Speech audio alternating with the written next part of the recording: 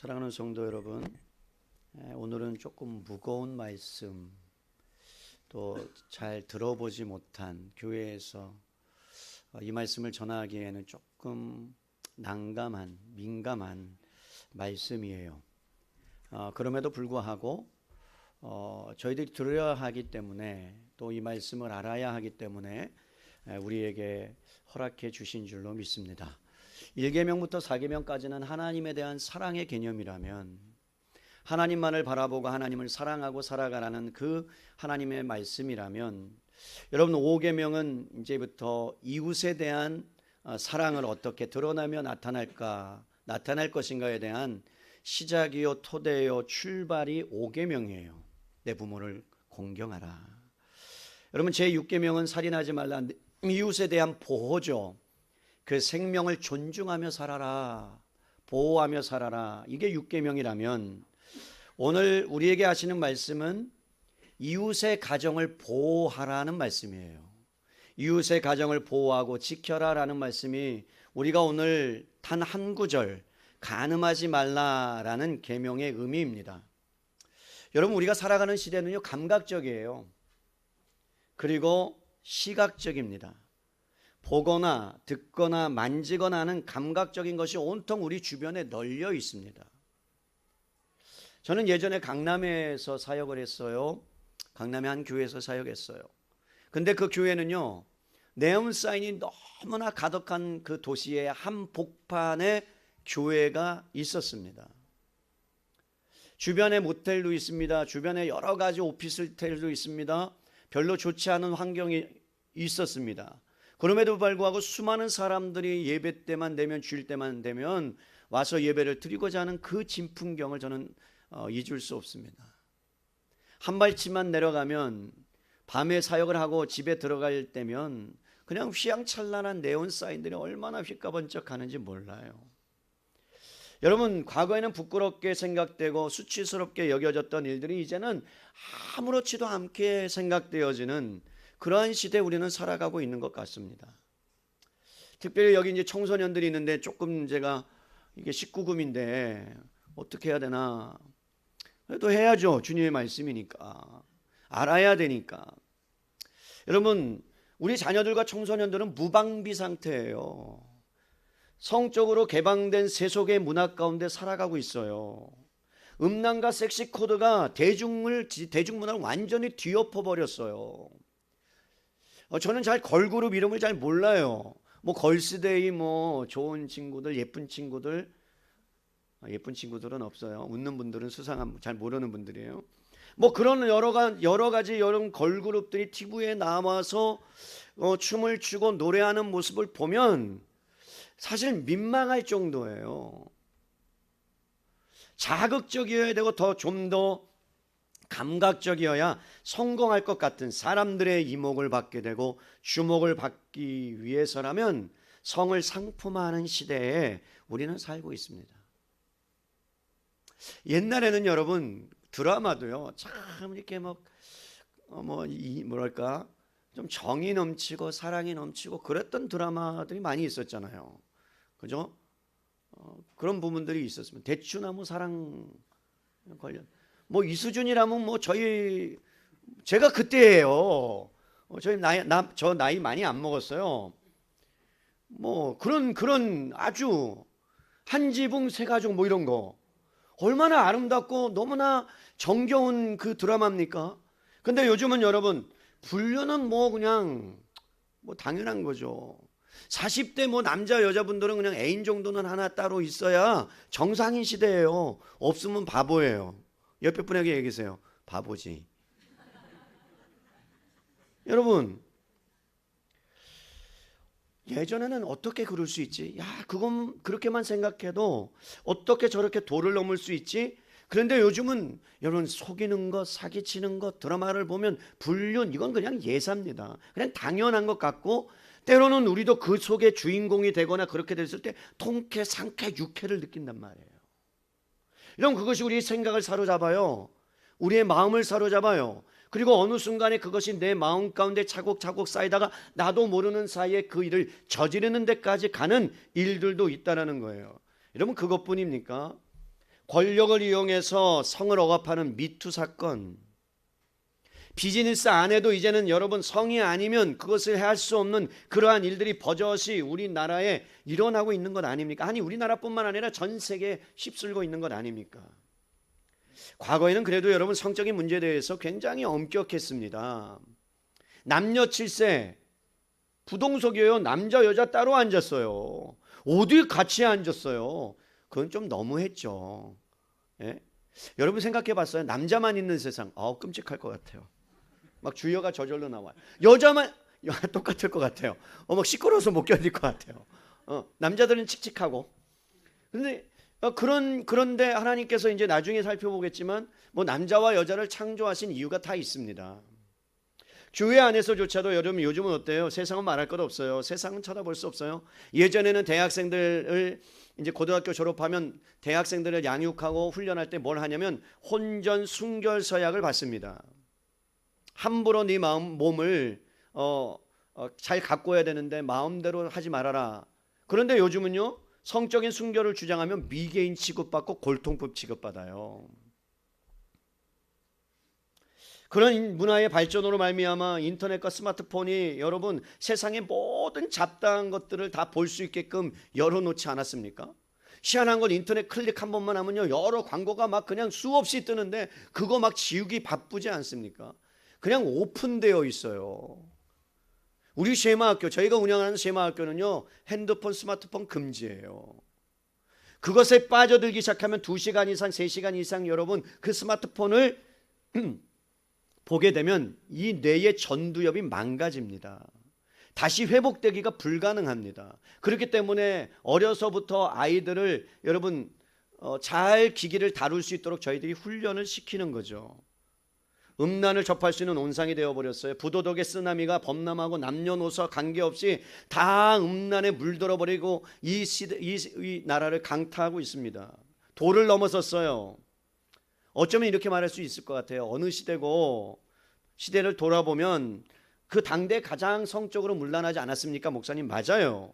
그런데 여러분 종말이 가까우면 가까울수록 이 도덕적인 타락은 성적인 타락은 윤리적인 타락은요 훨씬 더 강력하게 이 시대를 지배할 겁니다. 이미 도를 넘어섰어요. AI가 여러분 인터넷 인공지능이 발달하면서 벌써 그 부분을 통해서 성적인 부분들을 상품화하는 일들이 버젓이 일어나고 있는 시대에 우리는 살고 있습니다. 어쩌면 우리에게는 그것이 많이 와닿지 않을 수도 있겠어요. 그럼에도 불구하고 이 현대사회는 거대한 성이라는 우상이 여러분 곳곳에 자리 잡고 있고 이 시대를 완전히 사로잡아 있다는 것을 여러분 아셔야 돼요. 게다가 어떤 일이 벌어졌어요 여러분. 그나마 법적인 장치인 빗장마저 풀려버렸습니다. 1953년에 우리나라에 혼인빙자 간음법이라는 법이 제정됐어요. 이 법은 오랫동안 가정을 지킬 수 있는 그러한 법으로 제정되어 있는데 2015년 2월 26일 형법 제241조 간통죄가 62년 만에 폐지되었습니다. 이제는 자유롭게 여러분 죄를 저질러도 상관없는 시대에 우리는 살아가고 있다는 거예요. 이런 문화와 환경 가운데 여러분 스스로 마음을 지키면서 살아갈 수 있다고요. 아이들이 여러분 무방비 상태인데 그 아이들을 내가 지켜보지 않는다고 그냥 여러분 학교에 맡긴다고 그 아이들이 정말로 순결을 지키며 성결을 지키며 살아갈 수 있겠습니까? 결코 쉽지 않는 시대에 살고 있습니다. 누구 말대로 여러분 영향을 받지 않는 무인도 같은 데서 가면 살아낼 수 있을까요? 아니에요. 거기 가도 여전히 동일하게 여러분 죄성을 가진 인간들은 똑같이 그러한 일들을 저지를 겁니다. 여러분 우리는 마음을 지킬 수 없어요. 우리는 너무나 잘 알고 있단 말이죠. 하나님께서 이러한 시대에 살아가는 우리들에게 오늘 단 한 구절이에요. 뭐 부가 설명도 없어요. 간음하지 말라. 이 말씀 안에 여러분 우리에게 필요한 절대적인 하나님의 말씀과 명령이 여러분 담겨져 있는 줄로 믿습니다. 여러분 간음이 뭐예요? 간음이 무엇이기에 하나님께서 이토록 하나님의 백성들에게 해서는 안 될 아주 강력한 메시지를 우리에게 주고 있을까요? 본문에 쓰인 간음이라는 단어는 히브리어로 나아프라는 단어입니다. 나아프. 무슨 뜻이냐면 결혼하여 부부관계를 맺은 사람이 배우자 외에 다른 사람과 성적인 관계를 맺을 때 간음이다라는 말을 씁니다. 그런데 여러분, 성경에서 간음하지 말라 이 단 한 구절에는 세 가지 정도의 의미가 담겨져 있는데, 여러분 잘 기억하세요. 여러분, 하나님께서 사람을 만드시고 아담과 하와를 만드시고, 그리고 아담과 하와를 만드셨을 때는 성이라는 남성과 여성으로 만드시고 창조하셨어요. 그래서 성은요, 기본적으로 하나님의 창조 선물입니다. 그렇기 때문에 성은 본래 아름다운 거예요. 가치 있는 거예요. 고귀한 거예요. 거룩한 거예요. 왜? 하나님이 주신 거기 때문에. 그런데 여러분, 죄가 들어왔어요. 그러면서 그 성을 왜곡시키기 시작합니다. 본래의 의미를 잃어버리게 만들어요. 망가뜨려요. 가장 아름다운 것이 타락하면 어떻게 되는 줄 아십니까? 가장 추하게 됩니다, 여러분. 이 세상에서 가장 아름다운 성을 우리 가운데 주셨는데 타락으로 말미암아 가장 더러운 것이 되고 말았어요. 창세기 1장 27절에 이렇게 말씀해요. 하나님이 자기 형상 곧 하나님의 형상대로 사람을 창조하시되 남자와 여자를 창조하셨다. 여러분, 이 말씀 안에 놀라운 의미가 담겨져 있어요. 하나님이 남자를 만드셨고 여자를 만드셨다는 의미는 원래부터 남자는 남자로서의 특성, 여자는 여자로서의 특성을 갖고 태어난다. 그러니까 여러분, 태어날 때 남성은 남성성을 가지고 태어나고 여성은 여성성을 갖고 태어나기 때문에 이 땅에 살아갈 때 남성은 남자답게 키워야 되고요, 여성은 여성스럽게 키워야 되는 게 하나님의 법칙이요, 진리예요, 질서예요. 그런데 이것이 무너지자 남자를 남자답게 키우지 않고 여자를 여자답게 키워야 되는 하나님의 의도가 무너지기 시작하면서 어떤 일이 일어나냐, 남자가 남자를 좋아하게 되고 여자가 여자를 좋아하게 되고, 그리고 태어날 때부터 여러분 남성성과 여성성이 부인되는, 그래서 태어날 때부터 여자는 여자를 좋아할 수 있다, 생물학적으로 그렇게 될 수 있다라고 거짓 주장을 합니다. 그래서 결국에는 동성애까지 나아가는 거예요. 이것은 뭐예요? 하나님이 주신 아름다운 고귀한 성을 여러분 왜곡해 버린 현상 중에 하나입니다. 여러분, 그리고 두 번째로 하나님께서 간음하지 말라라는 의미 안에는 이런 뜻이 있어요. 성을 바르게 사용해라. 그리고 성을 바르게 사용하면 그 안에서 충만한 기쁨과 은혜를 누릴 수 있다. 여러분, 창세기 2장 24절 이렇게 말씀했어요. 남자가 부모를 떠나 그의 아내와 합하여 둘이 한 몸을 이룰지니라. 하나님이 결혼 제도를 세우셨습니다. 여러분, 우리가 결혼식을 하는 이유는 제일 먼저 하나님이 결혼 주례자가 되어주셔서 아담과 하와를 옆에 놓고 주례식을 하셨다는 거예요. 그러면서 말씀하신 거예요. 남자가 부모를 떠나서 그의 아내와 합하여 둘이 한 몸이 될 거야. 이런 부부관계는 부모와 자식과의 관계가 달라요. 부모와 자식과의 관계는 자연적인 관계예요, 생물학적인 관계예요. 그런데 부부관계는 자연적인 관계가 아니에요. 여러분, 우리가 결혼식을 통해서 언약을, 여러분 결혼식에 약속을 합니다. 사람들 앞에서 서약을 해요. 여자로서 남자로서 아내로서 신부로서 신랑으로서. 그런 다음에 하객들이 와서 축하하면서 그 사람들이 증인이 되는 거예요. 그러니까 가족과 친척 친구가 결혼의 언약의 증인이 되고, 그리고 남녀가 성적인 관계를 통해서 육체와 영혼이 한 몸이 되는 그러한 놀라운 비밀을 하나님께서 허락하셨는데, 그래서 그 결혼의 관계를 아무도 깨뜨릴 수 없다. 그것을 나누는 것은 불가능하다. 그렇기 때문에 이혼은 안 된다. 이게 하나님의 질서요, 하나님의 법칙이에요. 여러분, 하나님께서는 그 결혼의 범위 안에서 성적인 관계로 생육하고 번성하여 땅에 충만하라고 명령하셨다면, 그러면 여러분 자녀 출산, 한국이 자녀 출산 세계 꼴등 출산율이 꼴등이에요. 지난주에 제가 설교했듯이. 그러니까 여러분, 자녀 출산은 하나님의 복이요 명령인 줄로 믿습니다. 여러분, 결혼하는 모든 형제 자매 여러분 많이 낳기를 바랍니다. 부모님들이 뭘 아멘 해야죠. 자녀들이 낳아야 되니까. 자, 아직 결혼하지 않는 모든 영혼들이요 3명 이상 낳기를 바랍니다. 아멘 안 해. 본인들은 아직 낳을 수 없잖아요. 자녀들이, 손주들이. 그러면 또 이렇게 말해요. 목사님은 몇 명 낳으셨는데 3명을 말했어요. 저도 할 말이 없어요. 2명밖에 못 낳기 때문에. 여러분, 그러한 놀라운 하나님의 은혜를 부부 안에서만, 가족 안에서만 누리도록 줬다는 거죠. 그런데 여러분, 이 부부의 관계는 어디에서 출발하는 줄 아세요? 여러분, 남자와 여자가 여러분 합하여 한 몸을 이루는 가족관계가 제도가 세워지기 전에 하나님께서는 성부와 성자와 성령 삼위 하나님이 연합하셨습니다. 그러면서 하나님이 말씀하세요. 하나님은 사랑이시라. 그래서 그 연합관계 안에 하나가 되셨고, 그리고 여러분 그 안에 사랑의 충만함이 삼일체 하나님 안에 있다면, 그것이 이제 여러분 남녀관계, 남자와 여자가 서로 사랑하여 한 몸을 이루는 그러한 성적인 관계를 삼일체 하나님의 사랑의 관계로 표현한 게 가정이에요. 그러니까 여러분 가정 가운데 하나님의 나라가 임해야 되고, 가정을 통해서 하나님을 바라봐야 되고, 가정을 통해서 하나님이 영광 받으시는 그러한 가정으로 만들어야 되는 책임이 저와 여러분 안에 있는 줄로 믿습니다. 그럼 삼위 하나님께서 기쁨과 교제와 연합과 사랑이 충만했을 때, 그럴 때 여러분 오직 부부는 성적인 관계를 통해서 그 안에 기쁨과 그리고 그 안에 행복함과 그 안에 놀라우신 하나님의 비밀을 그 부부 관계 안에서만 허락하여 주셨다라는 거예요. 이것은 육체적인 관계뿐만이 아닙니다. 여러분 정신적인 그리고 영적인 관계가 부부 관계 안에 있다는 거예요. 마지막으로 여러분 간음하지 말라는 앞에 두 가지 이유 외에 훨씬 더 중요한 의미가 담겨져 있습니다. 그것은 뭐냐면 이스라엘 백성들을 하나님께서 부르셨어요. 그런데 이스라엘 백성은 여러분 정말로 보잘것없는 민족이에요. 예를 들어서 주변 나라에서 알아주지도 않는 그냥 코딱지만한 나라예요. 누가 봐도 모르는 나라예요. 보잘것없어요. 능력도 없어요. 그런데 하나님이 그들을 부르세요. 그리고 그들을 뭘로 만드시냐? 이스라엘 하나님의 백성으로 만드세요. 그래서 언약을 맺으셨습니다. 그러니까 애굽 땅에 있는 노예 생활에 있었던 그들을 부르셔서 하나님의 백성으로 만드시고 특별하게 언약을 맺었다면, 여러분 지금 시내산에서 십계명을 받는 작업은 이런 뜻이에요. 내가 너와 결혼하겠다. 십계명을 주실 때 시내산에서 모든 백성이 모였을 때 하나님이 결혼 선포하신 거예요. 너는 내 거다. 그러니까 한눈 팔지 말아라. 나만을 좀 사랑해라. 나만을 좀 주목해라. 그래서 하나님께서 나 외에 다른 신을, 우상을 만들지 말라라고 말씀하셨어요.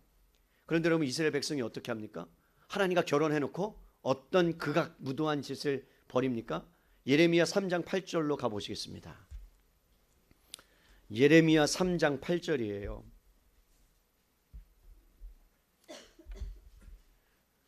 구약성경 1053페이지입니다. 우리 찾으셨으면 우리 한 목소리로 우리에게 주신 말씀을 함께 합독합니다. 예레미야 3장 8절 1053페이지 시작. 내게 배역한 이스라엘이 간음을 행하였으므로 내가 그를 내쫓고 그에게 이혼서까지 주었으되 그의 반역한 자매 유다가 두려워하지 아니하고 자기도 가서 행음함을 내가 보았노라. 여러분 이스라엘 백성이 하나님 아닌 우상을 섬겼다는 거예요. 하나님의 마음에 상처가 받았어요. 그런데 뭐라고 말씀하느냐? 이스라엘 백성과 하나님과의 관계가 금이 가기 시작하더니 이스라엘 백성이 드디어 하나님과의 결혼을 파기해버립니다. 그러니까 하나님이 그것을 향하여 뭐라고 말씀해요? 간음했다. 너는 나를 떠나버렸다. 다른 신을 섬겼다. 다른 남자를 쫓아갔다라고 여러분 하나님께서 말씀하고 있는 거예요. 그렇기 때문에 여러분 간음하지 말라라는 이 명령 앞에는 가장 강력한 메시지가 무엇이냐면 나 외에 다른 신을 섬기면 넌 영적인 간음하는 거야. 나만을 좀 사랑할 수 없겠니? 나만을 좀 바라볼 수 없겠니? 라는 강력한 메시지. 하나님과의 언약을 깨트리지 말라는 하나님의 마음이 담겨져 있어요. 나만을 사랑하면 내가 너에게 충만한 사랑을 줄게. 나에게 누릴 수 있는 그 은혜를 너에게 다 부어줄게. 나를 좀 떠나지 마라 라는 그 하나님의 그 진정한 마음이 있다는 거예요. 그런데 어떻게 했어요? 이스라엘 백성이 하나님을 떠나버립니다. 우상이 좋다고 떠나버립니다. 다른 신을 섬기기 시작합니다. 그런데 여러분 되게 재밌는 건 뭐냐면 어떤 게 나빠요? 한 남편과 아내가 있어요. 그런데 여러분 이 남편이 외도를 합니다. 그런데 아내에게 뭐라고 얘기하면 아내와 같이 살면서 외도하고 딴 집 살림을 차립니다. 또 다른 예는요. 아내하고 살지 않고 그냥 여러분 어떻게 하냐면 그냥 이혼해 버렸습니다. 그럼 이 남자는 전자가 더 좋은 거예요? 후자가 더 좋은 거예요? 좀 나아요? 더 나아요? 나요 안 나요? 도찐 개찐이죠. 뭐가 나요? 뭐가 나을 수 있습니까? 아니잖아요. 여러분 똑같아요. 하나님을 섬긴대요. 하나님을 사랑한대요. 그런데 하나님을 사랑한다고 하면서 다른 신을 쫓고 있어요. 다른 것을 붙잡고 있어요. 다른 명예를 쫓고 있어요. 돈을 쫓고 있어요. 명예를 쫓고 있어요. 똑같은 얘기예요. 나를 사랑하는데 다른 것에 한눈 팔고 있을 때에 그 아버지 하나님의 마음을 여러분 아셔야 된단 말입니다. 여러분, 그러면서 하나님께서 간음하지 말라라는 그 말씀 명령 앞에 간음이 다른 죄와 독특한 면을 갖고 있다는 거예요. 어떤 면을 갖고 있냐면 모든 죄악은, 기억하세요, 모든 죄악은요 몸 밖에서 일어납니다. 그런데 이 간음만큼은 몸 안에서 이루어진다라고 성경이 우리에게 분명히 경고하고 있습니다. 자, 고린도전서로 가보세요. 6장. 고린도전서 6장 15절로 20절.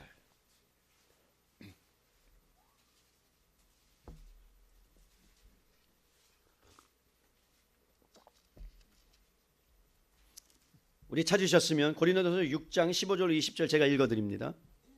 너희 몸이 그리스도의 지체인 줄을 알지 못하느냐? 내가 그리스도의 지체를 가지고 창녀의 지체를 만들겠느냐? 결코 그럴 수 없느니라.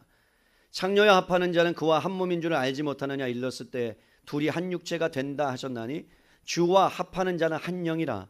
음행을 피하라. 사람이 범하는 죄마다 몸 밖에 있거니와 모든 죄, 살인죄, 도적죄라는 죄, 이웃을 탐하는 죄, 그거는 몸 밖에서 일어나는 일이다. 그런데 음행하는 자는 자기 몸에 죄를 범하느니라. 너희 몸은 너희가 하나님께로 받은 바 너희 가운데 계신 성령의 전인 줄 알지 못하느냐? 너희가 너희 자신의 것이 아니라 20절 같이 읽어요. 값으로 산 것이 되었으니 그런즉 너희 몸으로 하나님께 영광을 돌리라. 여러분 잘 보세요. 저를 보세요. 저와 여러분이 하나님을 믿고 하나님의 자녀가 됐다면 어떤 현상이 일어나느냐? 그리스도와 한 몸이 됐대요. 한 몸이 됐다는 건 그리스도와 영적으로 연합됐다는 이야기예요. 예수님의 것이라는 거예요.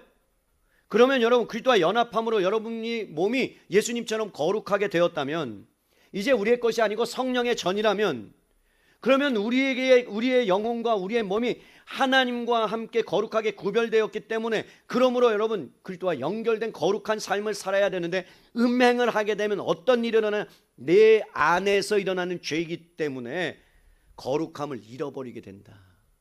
그리고 너를 죽이게 된다. 너의 영혼을 망하게 시킨다. 망쳐버릴 거다. 아주 강력한 메시지를 우리에게 주고 있는 겁니다. 잠언 6장 22절을 가볼까요? 잠언 6장 22절이에요.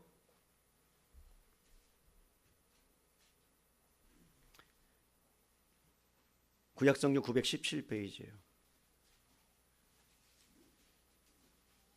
27절입니다. 죄송해요. 잠깐만요. 32절 보겠습니다. 32절. 제가 잘못해서 32절. 자, 찾으셨습니까? 자, 32절 함께 읽습니다. 시작. 여인과 간음하는 자는 무지한 자라. 이것을 행하는 자는 자기의 영혼을 망하게 하며. 뭐라고 말씀합니까? 간음하는 자는 모른다는 거예요. 자기가. 뭘 모른다는 거예요? 자기가 하고 있는 짓에 결국에 끝을 모른다는 거예요. 그 끝이 뭔데? 영혼 죽인다는 거예요. 영혼이 망하게 되어 있다. 그러니까 여러분 성적인 욕망에 사로잡혀서 눈이 멀어서 깨닫지 못하는 자들은 거룩함과 의로움을 다 잃어버리고 하나님께서 주신 선물인 그 여러분 성적인 관계를 통해서 하나님 부부관계 안에서 누려야 될 기쁨과 소망을 다 잃어버리고 자신의 쾌락을 향하여만 쓰기 때문에 도구로만 쓰기 때문에 어디까지 나타나느냐? 욕망을 쫓아가되 그것이 여러분 끊어지지 않아요. 한 번 맛들이면 한 번 중독되면 그 모든 것들은요 여러분 치료되지 않아요. 죄송합니다. 불가능해요. 상담을 받아도 불가능해요. 거의 불가능해요. 이건 정말로 다른 강력한 중독의 역사가 있지 않으면 그건 끊지 못합니다. 그래서 그의 영혼을 망하게 만드는 여러분 지름길이다. 그래서 여러분 어떻게 되느냐? 변태적이 돼요. 더 폐륜적이 돼요. 추악한 행위들을 하게 돼요. 결국에는 동물까지 관계 맺는 그런 데까지 나아가게 돼요. 동성애는 여러분 그냥 여지없이 그쪽으로 가게 되어 있어요. 결국 간음하지 말라는 말씀은요 단순히 성적인 순결을 지키라는 것만이 아니에요. 여러분 신성한 결혼을 지켜서 가정을 목숨 걸고 보호하라는 의미예요. 여러분 하나님께서 아름다운 가정을 허락해 주셨고 남녀가 결혼해서 정말로 너 없으면 못 살아 나 없으면 못 살아 진짜지 맞지? 응? 그러면서 결혼했잖아요. 아니에요? 너 없어도 못 살아? 요즘은 살아요. 없어도. 그죠? 야, 그렇게 결혼했잖아요. 그렇다면 그 신성한 가정 안에 하나님의 언약을 통해서 많은 증인들 앞에서 세웠다면 여러분 그 가정을 목숨 걸고 지키라는 거예요. 제가 14가정 주례를 했어요. 14가정. 14가정을 주례를 하면서 제가 처음 주례가 37살 때예요. 41살. 나보다 신랑 신부가 더 나이가 많아. 어떻게 할 줄을 모르겠어. 주례도 처음 해봐요. 잘 먹고 잘 살아라 그럴 수 없잖아요. 그래서 여러분 하나님의 말씀으로 제대로 잘 양육하고 했는데 제 기도 제목이 뭐였는 줄 알아요? 제가 주례한 모든 하나님 부부는 주님이 오시는 그날까지 여러분 하나님 깨어지지 않게 도와주십시오.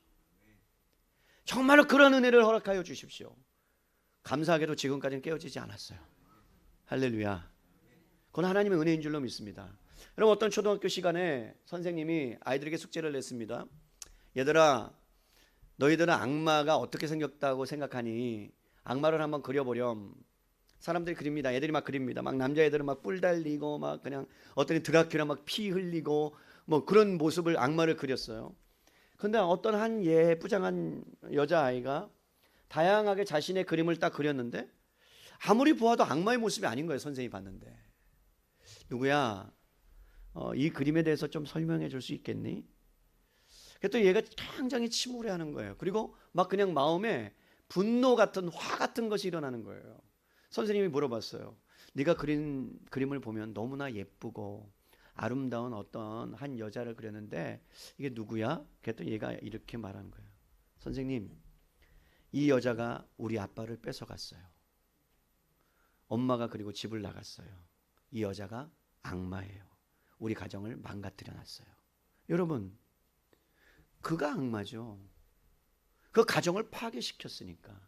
그 아이의 심장에, 심령에, 마음에 평생 상처를 갖고 살아가지 않겠습니까? 간음의 죄는 생각보다 치명적이에요. 자기의 영혼만 죽이는 게 아니고 망하게 하는 게 아니고 함께 간음한 자를 그 사람 역시 영혼이 망하게 되는 거예요. 더욱 심각한 건 가정을 무참하게 짓밟아버리고 깨트려 버린다는 데 있어요. 하나님께 만들어 놓으신 그 기준, 부부의 관계 안에서만 허용되는 그 성적인 관계가 간음이라는 죄로 말미암아 가족을 갈기갈기 찢어놓고 산산조각 내버립니다. 나의 가정이 중요하면 다른 가정도 중요한 줄로 믿습니다, 여러분. 그렇기 때문에 나의 가정을 지키듯이 목숨을 걸고 남의 가정도 지켜줘야 될 줄로 믿습니다. 그것이 저와 여러분에게 오늘 간음하지 말라라는 말씀의 의미예요. 간음은 한 문제로 끝나지 않아요. 하나님 앞에 죄를 지었죠. 내 영혼이 죄를 지었죠. 불륜의 상대와 그 배우자까지 죄를 지었죠. 그들의 부모님까지 마음을 아프게 하죠. 그의 자식들까지 완전히 산산이 조각내버리는 그러한 일들이 여러분 버젓이 우리 주변 가운데 일어나고 있다는 것. 제가 지난주에 어떤 목사님이 귀납자 성경 연구 세미나를 찾아 이제 들으셨어요. 그리고 목사님 잠시 쉬는 시간에 조언을 좀 얻고 싶어서 목사님께 좀 말씀드려야 되겠다고. 뭡니까? 같은 동네에서 목회하세요. 같은 동네, 저와 같은 동네에서 이렇게 말씀하세요. 목사님, 너무나 가슴이 아픕니다. 왜요? 우리 교회 오시는 분들마다 다 남편이 외도하고 바람 펴서 그것 때문에 너무 고통스러워해서 온 분들이 다래요. 거의 다. 결국 뭐예요? 젊은 사람이에요. 지금 30대 초중반, 많아야 40대 초반, 그 교회 성도들이. 근데 거의 다가 그렇대요. 무슨 말씀을 하는 거예요? 이제는 기독교인도 예외가 아니라는 거예요. 믿는 사람들도 예외가 아니라는 거예요. 나는 괜찮아? 아니에요. 어느 순간에 유혹의 덫이 여러분들 발목을 잡게 되면 어김없이 여러분 쓰러질 수 있다는 사실을 여러분 기억해야 돼요. 우리는 연약한 자들이에요. 죄에 쉽게 노출되어 있어요. 송두리째 여러분, 간음이라는 것은 모든 관계를 무너뜨리고 토대를 근간을 흔들어 버리는 거예요. 그래서 하나님께서 여러분 레위기 20장 10절에 뭐라고 말씀했는 줄 아십니까? 레위기 20장 10절 찾아볼까요? 레위기 20장 10절입니다.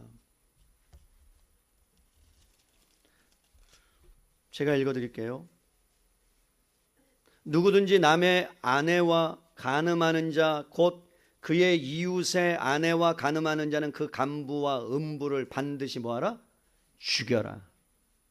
신명기 22장 22절 제가 읽어드려요. 어떤 남자가 유부녀와 동침한 것이 드러나거든 그 동침한 남자와 그 여자 둘을 다 죽여 이스라엘 중에 악을 제거할지니라.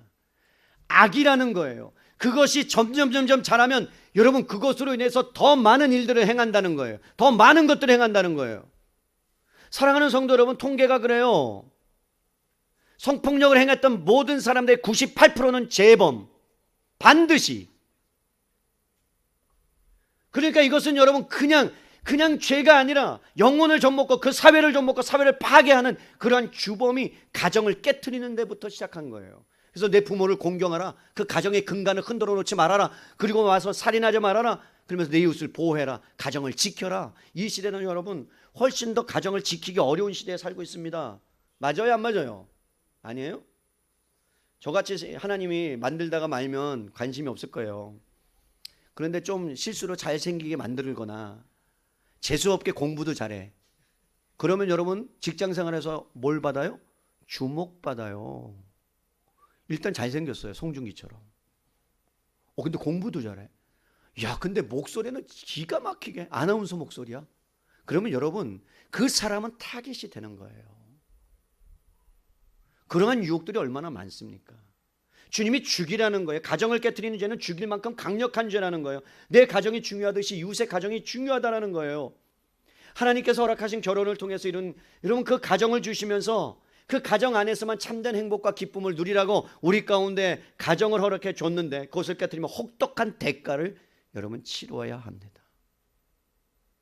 오늘날 우리가 살아가는 이 세상은 소돔과 고모라보다 훨씬 더 타락한 세상 같습니다. 교회도 여러분 예외는 아니에요. 기독교인조차도 너무나 성적인 것에 대한 기준이 세상의 기준화되어서 이제는 별것 아닌 것처럼 느껴져요. 여러분 제가 말씀드렸어요. 예배 올 때 정말로 여름 되면 제대로 갖추고 오세요. 일부러 아니 왜 앞을 지나가는 거야? 거기까지는 죄가 아니요. 왜 파여져 있는 것을 입고 오냔 말이에요? 그런 거 입고 오지 마세요. 유혹하는 거예요. 그게 빌미를 주는 거예요. 자기는 아니라고. 예쁘니까 그래서 아름답게 꾸며서 갖고 오는 거지만 사람들에게 유혹을 줄 수 있는 빌미를 준다면 안 하는 게 맞아요. 그렇다고 롱치마 입고 오란 그런 얘기 아니에요. 또 이렇게 막 쓰고 오란 그런 얘기 아니에요. 그래도 우리가 남들에게 내 몸을 가치 있게 그리고 거룩하게 지킬 수 있는 그러한 여러분 형태로 오르시란 말입니다. 어떻게 보면 제가 그 전에 교회에 있었을 때는요, 아니 어떻게 저렇게 입고 오는지 몰라. 대학생들이 벗고 다니지 아예 그냥 뒤에 가서 막 그냥 한 대 때려주고 싶을 정도로 그런 친구들이 얼마나 많았는지 몰라요. 그러면 또 이제 뭐라 그러는지 아세요? 왜 우리의 패션에 대해서 얘기하냐고. 사랑하는 성도 여러분, 우리는 외적으로 나타나지 아니하고 외적으로 간음을 저지르지 않았기 때문에 저와 여러분이 이 말씀에 해당되지 않는다고 생각할 수도 있겠습니다. 목사님, 이 말씀은 그래도 진짜 간음을 저지른 사람이나 해당되지 나는 아닌 것 같은데요? 아니에요, 여러분. 주님께서 뭐라고 말씀하셨냐면 데살로니가전서 4장 3절로 8절에 가보면 이렇게 말씀하세요. 데살로니가전서로 가볼게요. 데살로니가전서예요. 여러분 찾으세요.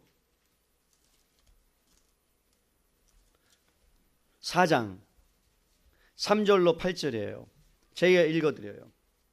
데살로니가전서 4장 3절로 8절. 하나님의 뜻은 이것이니 너희의 거룩함이라 곧 뭐를 버리고 음란을 버리고 각각 거룩함과 존귀함으로 자기 아내를 대할 줄을 알고 자기 아내를 존중할 줄 알고 자기 아내를 사랑할 줄 알고 자기 아내를 가장 아낄 줄 알고 자기 아내밖에 없다는 것을 알고. 그러면 또 이제 남편들만 해당되니까 다시 바꿔서 남편을 대할 줄 알고 남편이 나의 그 존경받아야 될 대상임을 알고 돈 조금 쥐꼬리만하게 갖다 줘도 이 왼수야 그러지 말고 고맙다 감사하다 다음에는 더 많이 벌어오라 이렇게 할 정도로 이거 하려고 내가 결혼했어 이러지 말고 제발. 다른 남편은 이거 갖고 왔는데 왜 당신이 이거밖에 못 갖고 오냐고 그러지 말고. 여보 얼마나 고생했어. 직장 가서 꾸사리 먹으면서 욕 먹으면서 얼마나 고생했어. 고마워 감사해. 근데 다음엔 더 많이 벌어올수면 좋겠어. 뭐 이렇게 한마디 하면 좋잖아요. 그렇지 않아요? 그러면서 여기 하나님을 모르는 이방인같이 세욕을 따르지 말고 6절 일의 분수를 넘어서 형제를 해하지 말라. 이는 우리가 너에게 미리 말하고 증언한 것 같이 이 모든 일에 주께서 신원하여 주심이라. 7절 한번 읽겠습니다. 8절까지 시작. 하나님이 우리를 부르심은 부정하게 하심이 아니요 거룩하게 하심이 그러므로 저버리는 자는 사람을 저버림이 아니요 너에게 그의 성령을 주신 하나님을 저버림이라. 음행은 하나님을 저버리는 행위다라는 거예요. 죄에 미끄러지고 하나님 우리를 부르신 것은 거룩함으로 자기 아내를 사랑하라고 남편을 존경하라고 주셨는데 여러분 그것을 저버렸다는 거예요. 여러분 성욕 자체가 나쁜 건 아니에요. 자연스러운 거예요. 하나님의 창조 질서 가운데 적절히 누려야 되는 거예요. 근데 그것을 어디서 누려야 돼요? 가정 안에서 누리라는 거예요. 부부 관계 안에서만 누리라는 거예요. 먹고 마시고 여러분 입고 이건 인간의 기본적인 권리 아닙니까? 기본권 아닙니까? 배고프면 먹어야죠. 옷을 입어야죠. 성적인 욕구가 있으면 성적인 관계를 통해서 그 욕구를 채우라고 하나님이 남녀를 만드셨고 부부를 만드셨어요. 그렇다면 여러분 그 안에 창조 질서 안에서 주신 기쁨을 마음껏 누려야 되는 것이 우리가 누려야 될 거예요. 부부들이 누려야 될 거예요. 그렇지 않은 사람들은 누리지 못해요. 그러니까 청년들이요 너희들이 정욕이 부릴 듯이 일어나거나 뭐하라? 뭐하라 그래요? 뭐하라? 죽어라? 결혼하라 그러잖아요. 결혼하라. 혼자 살지 말고. 그 얘기는 뭐예요? 그것을 그 바운더리 안에서 누려라 이 말이에요. 사랑하는 성도 여러분, 먹고 마시고 입고 쓰는 거 편안한 생활하는 것은 모두 하나님께서 주신 분복입니다. 그런데 어느 순간에 자꾸 사람이 욕심이 생겨요. 더 큰 것을 갖고 싶어요. 그리고 남들과 비교하기 시작해요. 아내가 가지고 없는 것을 다른 매력들을 다른 사람들에게 발견하게 되게요. 그래서 계속 바라보게 돼요. 그러면 어느 순간에 여러분의 마음속을 장악하는 게 있어요. 그 사람이 들어와 있다는 거예요. 그것을 내보내지 않으면 그것을 끊지 않으면 어느 순간에 그것이 바깥으로 나타날 가능성이 있다 없다? 있다. 여러분 그러면 교회 안에서는 그런 일들이 일어날 수 있어요 없어요? 있다. 그래서 여러분 제가 말씀드리잖아요. 제가 차를 타고 다닐 때 제 옆에 앉힌다 안 앉힌다? 안 앉힌다 절대로. 내 뒤에 태워요. 자매분들은. 권사님은 예외다. 그런데 모른다 혹시. 그래서 잘 안 태운다. 괜히 또 안 태운다고 실망하지 마세요. 실족하지 마세요. 목사님이 나를 뭐 멸시해 뭐 나를 안 좋아해 그러지 마세요. 다 이유가 있어요. 왠 줄 아세요? 예전에 한번 제가 옆에 어떤 성도를 태우고 갔는데 어떤 자매가 그러는 거예요. 목사님 누구냐고. 어디 갔다 오시냐고. 뭘 어디 갔다 와. 데려다 주는 거지. 이상한 생각하지 말라고 막 제가. 그다음부터는 제가 절대로 안 태워요. 빌미를 주지 못하는 거예요. 빌미를 주지 말라는 거예요. 사랑하는 성도 여러분, 그래서 탐심이 욕심이 자라가면 우상 숭배와 관련이 있고 성경 간음과 연결된다라고 말씀하고 있어요. 그래서 예수님께서 이 부분에 대해서 명확하게 말씀하셔 주셨어요. 이게 너무나 감사해요. 한번 볼게요. 마태복음이에요. 5장 27절 28절로 갑니다. 여러분 찾으셔야 돼요. 마태복음 5장 27절 28절. 여러분 왜 바깥으로 나오는 것만 문제가 아니다. 외적으로 표출되는 것만이 중요한 게 아니다. 자 27절 28절 또 간음하지 말라 하였다는 것을 너희가 들었으나 나는 너희에게 이르노니 음욕을 품고 여자를 보는 자마다 마음에 이미 뭐하였느니라? 간음하였느니라. 여러분 저를 보세요. 이 성경 번역이 조금 개역 개정판으로 넘어오면서 조금 번역을 좀 아쉬워요. 그 전에 개역 개정판에 이렇게 돼 있어요. 뭐라고 돼 있느냐? 오늘은 여기는 이렇게 돼 있어요. 음욕을 품고 여자를 본다 그랬는데 그 전에는 이렇게 해석했어요. 여자를 보고 음욕을 품는다. 그럼 전자보다는 후자가 훨씬 더 맞아요. 왜? 여러분 다윗 보세요. 다윗이 할 일이 없으니까 전쟁에서 승리하고 막 뭐 승승장구하니까 막 영적으로 충만해지니까 그거 여러분 하나님 앞에 막 기도하고 새벽에 기도하고 그랬던 사람이 여러분 할 일이 없어서 그냥 옥상에 딱 올라갔어요. 그런데 어떤 여인이 목욕하고 있는 거예요? 아니 그러면 그냥 눈을 딱 가리고 가야지. 이렇게 하고 쳐다보고 있네. 와 대박 아니에요? 이 왼수가? 그런데 계속 쳐다보니까 뭐라 그래? 이름 하라 그래. 이름. 밧세바입니다. 그 신상이 어떻게 되니? 키는 뭐해? 아, 아내가 있다는데요? 남편이 있다는데요? 그래? 그럼 안 되지. 이래야 되잖아요. 데려와라 그러면 데려와라. 이러면 그게 죄악이라니까요. 보는 즉시 그 사람의 마음 가운데 확 와 있는 거예요. 이렇게 얘기할게요. 여러분 교회에 제가 예전에 한번 예를 들었어요. 교회에 이제 많은 영혼들이, 많은 사람들이 오다 보니까 막 목사님이 쫙 일렬로 도열해 있어요. 그래서 막 교회 성도님 오면 안녕하세요 그러면 인사를 해요. 근데 교회에서 딱 나올 때 진짜 빛나고 아름다운 여인 신세경이 우리 교회를 다녔어요. 예전에. 여러분 뭐 놀래주 별로 아니에요? 그러면 여러분 벌써 달라. 도찐개찐인데 그만 빛나. 쫙 오잖아. 그럼 모든 목사님들이 동일해. 그리고 거기에 집중해요. 그건 죄가 아니에요. 왜? 아니, 자기가 오는 거니까, 그냥 자기가 지나가는 거니까 보는 건 뭐가 죄겠어요. 근데 뭐가 죄예요?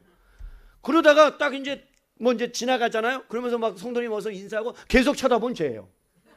이미 마음에 딱 들어와 있는 거예요. 오늘 그 말씀이에요.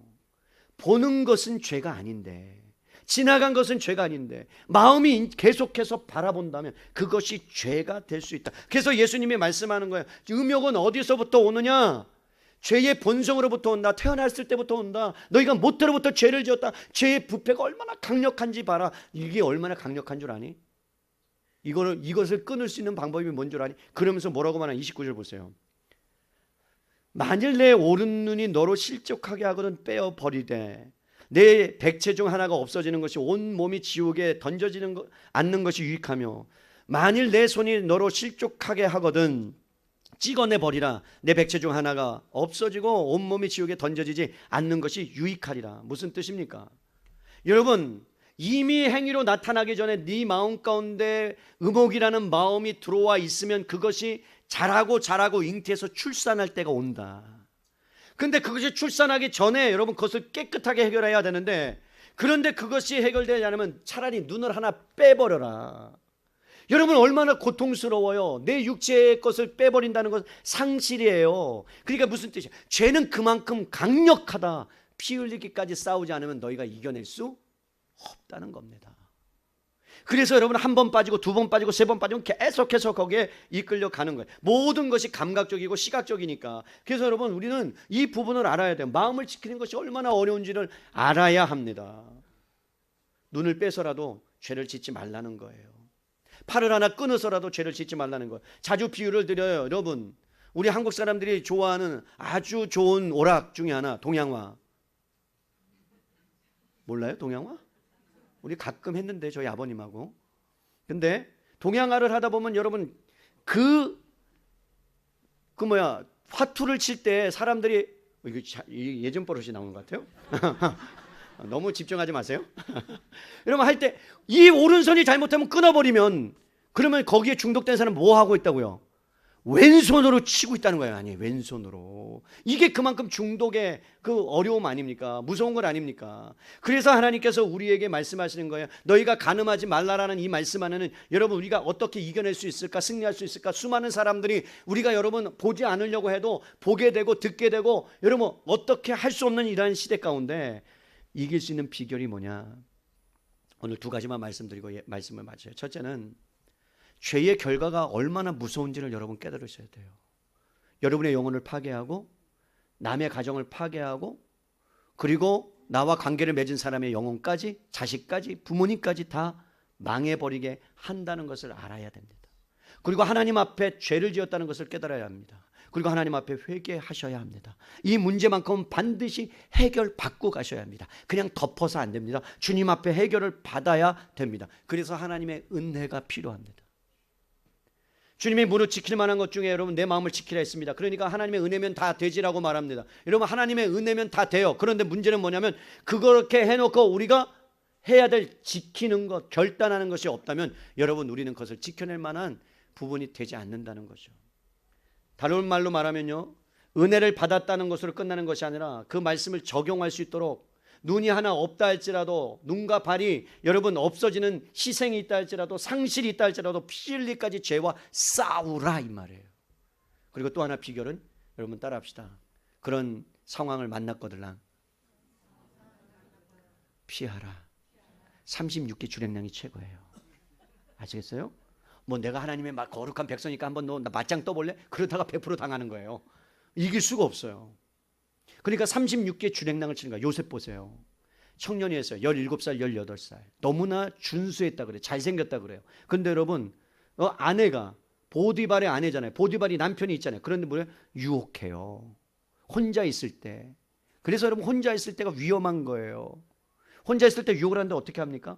요셉이 내가 어떻게 하나님 앞에서 내가 죄를 지을 수 있겠느냐, 난 그럴 수 없다. 그리고 도망갔는데 그 여자가 바지가랑을 잡고 바지가 벗겨졌어요. 그러면서 어떻게 해요? 남편에게 이 요셉이 나를 성폭행하려고 했다. 그래서 감옥에 갑니다. 여러분 억울하잖아요. 열받잖아요. 근데 그것이 정상이란 말이에요. 자리를 팍 차고 일어나서 떠나는 것이 맞단 말이에요. 모두 다 그럴 수 있기를 바랍니다. 그래서 제가 우리 이제 부목사님에게 제가 예전에 교회에서는 혼자 신방을 다녔습니다. 여러분 혼자 신방을 낮이고 밤이고 혼자 다녔어요. 위험성에 노출되어 있잖아요. 그런데 저희 교회가 신방을 다닐 때는 그렇게 하지 않으려고 그래요.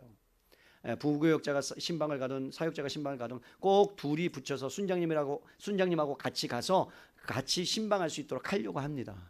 위험성을 사전에 뭐 하기 위해서? 방지하기 위해서 그러려고 합니다. 그런 일들이 여러분 우리가 자칫 잘못하는 순간에 일어날 수 있기 때문에 그래요. 가만히 있으면 당하는 거예요. 내 눈이 없어지더라도 영혼을 지킬 수 있는, 가정을 지켜내는, 목숨 걸고 여러분 지킬 수 있기를 바랍니다.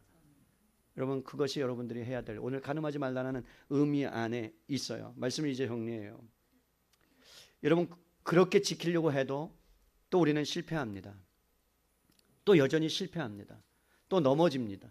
그래서 우리의 힘으로 절대로 여러분 음란과 음행을 해결할 수 없다는 것을 우리는 깨닫습니다. 그리고 좌절합니다. 그때 우리가 알아야 될 것은 뭐냐면 그때야 비로소 성령님께 나가야 합니다. 그리고 성령님을 의지하고 나갈 때 성령님께서 여러분들의 마음을 로마서 12장 1절 말씀처럼 오직 여러분의 마음을 변화시킴으로 말미암아 어떤 마음을 들게 하느냐, 음행의 죄를 미워하고 혐오하는 마음으로 바꿔주실 때가 있습니다. 그러면 그것이 더럽게 보이는 거예요. 그게 정말 하나님이 기뻐하지 않는 것처럼 보이는 거예요. 내가 끊지 못하는 어떠한 죄악이 있을 때 그것이 성령으로 말미암아 너무나 더럽고 취하게 보이는 순간에 여러분은 그것에서 해방되는 놀라운 은혜가 있을 줄로 믿습니다. 그러기 위해서 하나님을 의지해야 돼요. 성령님을 의지해야 돼요. 그럴 때 여러분 하나님께서 은혜를 베풀어 주세요. 여러분 우리가 살아가는 시대는 지뢰밭이에요. 뭘 밟으면 터질 수 있어요. 그래서 여러분들 조심하셔야 돼요. 나 혼자 잘한다고 되는 게 아니에요. 너는 누군가 여러분을 붙잡고 여러분을 놔주지 않으면 끝장인 거예요. 그럴 수 있다는 거예요. 그러니까 여러분 생긴 것도 그냥 평범하게 생긴 게 좋은 거예요. 옆에 분에게 얘기합시다. 좋은 거예요. 뭐 자존심 상하는 분 계세요? 난 잘생겼는데 괜찮아요. 예쁘면 더 위험하고요. 잘생기면 더 위험해요. 그냥 저처럼 만들다 말면 괜찮아요. 그러면 그냥 괜찮아요. 말씀은 이제 마지막으로 한 구절만 보고 마치려고 합니다. 에베소서 5장 3절입니다. 에베소서 5장 3절.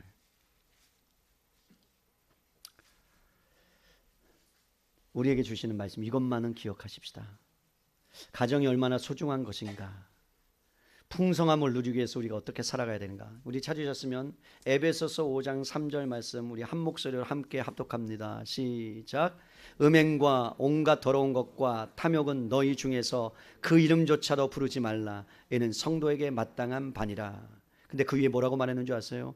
그리스도께서 너희를 사랑하신 것 같이 너희도 사랑 가운데서 행하라. 그는 우리를 위하여 자신을 버리사 향기로운 제물과 희생 제물로 하나님께 드리셨다. 그것 때문에 너희를 샀다. 너희가 거룩한 백성이 됐다. 그렇다면 너희는 음행, 더러운 것, 탐욕 이름조차 부르지 말아라. 성도의 마땅한 도리다. 이것은 이런 뜻이에요. 하나님의 명예가 여러분의 가정을 통해 달려있다.